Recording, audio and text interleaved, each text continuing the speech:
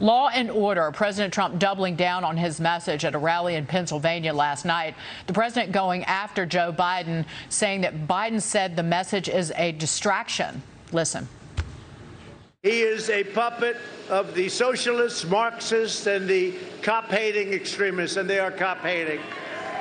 And we love our law enforcement. Wants to only talk about dividing the country and about law and order. They're trying to divert us in the attention. He's trying to change now. You know, he's saying that's not working because we're going up and he's dropping like a rock in water. Boy, after his convention, he really made inroads. He hasn't. Not at all. Joining me now, White House Deputy Communications Director Brian Morgenstern. Where does the president go from here in his message, Brian?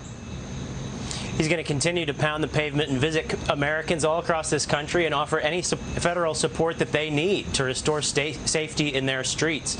He's been very clear for months, actually, and a leader on this subject, always offering any resources that communities may need. The Democrats were denying it for months, and now finally Joe Biden's out of the basement acknowledging what's actually going on, but still trying to downplay it. The president will continue to support law enforcement, will continue to offer any federal law enforcement resources or National Guard or whatever communities may need so that people can go about their daily lives, get their businesses running, get out, go to church, go to school, whatever they need. The president's there to offer support. He went to Kenosha to offer money to support small businesses, to offer law enforcement support. He actually had solutions. Joe Biden, playing follow the leader, shows up a couple days later, gives a bizarre whispering speech where he had a supporter with a script. I mean, it was just weird and unhelpful. But Brian, wasn't that in a church? That's why he was using that tone of voice, because it was in a house of worship. But you can speak in a house of worship in a normal way and offer solutions. He did neither of those things. He followed President Trump a couple days later to the community and didn't offer any solutions. All he offered was criticism. The president's going to continue to go and visit with Americans and ask them what they need, and he's going to offer whatever he can to support them. The race for the White House tightening. New Quinnipiac University polls have Joe Biden leading President Trump in the key states of Florida and Pennsylvania. This you can see the difference there, 48 to 45 in Florida. This, as new Fox News polls, and he's got a bigger lead in Pennsylvania at the moment. And then the new Fox News polls for Arizona, North Carolina, and Wisconsin. These are states that President Trump won, but Joe Biden right now is leading in those three states.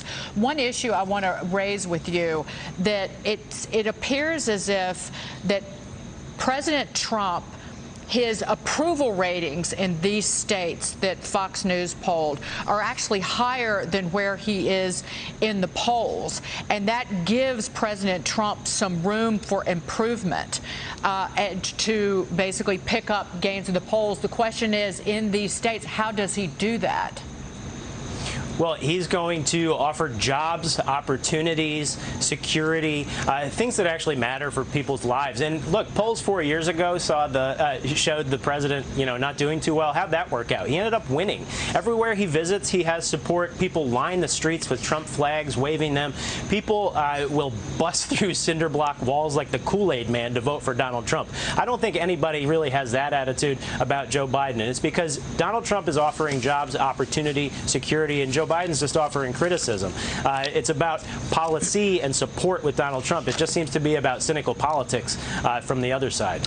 But you must expand the base. And President Trump, I think he won 88% of the Republican vote 4 years ago. He's polling above 90%, maybe 91, 92% among Republicans, but he's trailing among independents. It's how do you get those people to vote for President Trump? The president has a very inclusive message. I wouldn't read too much into a lot of flawed polling that's out these days, a lot of push polling, maybe suppression polling. The president's message is very inclusive. It is a big tent message where he wants to create, again, the most successful economy we've had for African Americans, for Hispanics, for women, for Asian Americans, for every demographic. He wants them to do better tomorrow than they're doing today. And he is the job-creating president. We're going to get back to that point point. We're going to continue this V-shaped recovery, and that kind of opportunity and the security message that he's offering is going to resonate with voters as we get even closer to the election. But can he do a better job at communicating with the people who are still hurting?